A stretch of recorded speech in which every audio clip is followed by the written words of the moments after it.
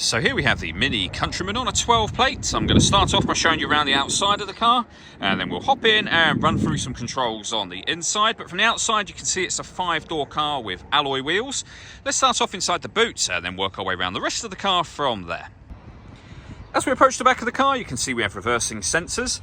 Plenty of boot space as well, along with those 3 individually folding rear seats. That rear seat section will also slide forwards and backwards to either give you more legroom for rear passengers or more boot space. You can also increase that boot space further again by lifting and, if you wish to, removing this tray section just here.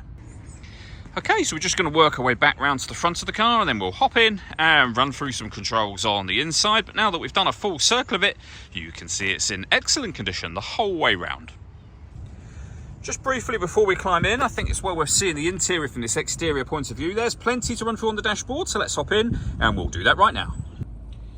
Okay, now that we're inside the car, we're going to start with the dials. We have the rev counter, as you can see. Within that, we have the digital readout for the speedometer. And then beneath that, the total miles of the car. First of all, they are 90,370. The information above that can be changed using the button on the end of the left-hand stalk.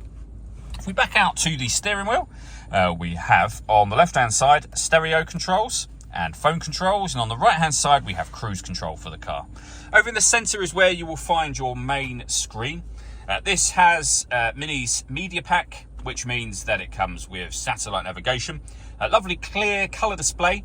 It's a very easy system to use. All of the movement that I'm making on the screen is being done using predominantly this dial. You can go back to the home screen from here, but this dial will rotate, it will move, and it will push down to enter certain menus as well. So for example, if you wish to pair your phone, rotate it to the phone, push it down, you're then in the phone menu, and from there you'd be able to pair your phone. We can go back to the home screen. When it comes to music in this car, we have got the radio, of course, and you will see that this car has got FM, AM and DAB radio available. If you want to listen to your own music, you can do that under the CD multimedia menu just there. So obviously we have a CD player, but we've got external devices we can plug in as well. So USB input, we've got auxiliary input down the bottom here, and Bluetooth audio. So once you paired your phone, you can make and receive phone calls, but you'll also be able to stream your music wirelessly as well. Also within this section, we have the fuel gauge for the car and the main speedometer that runs around the outside of that. Working our way down, we have the volume for the stereo and we have our CD player. We then have climate control. So you can adjust the temperature, the direction the air is being distributed in, the fan speed, of course. And when you're happy with those settings, air conditioning is on at the minute, so that's off, back on again. Or hit auto, the car will now maintain the temperature you've asked for by taking control of the fan speed and the direction of the air for you. If I press auto again, I'll go back to whatever setting I had it on previously. We have our driver, front driver side window, rear driver side window, and then the passenger side windows here. Deadlocks, so you can lock and unlock the car doors from the outside. And then at the bottom here, we can turn off our traction control.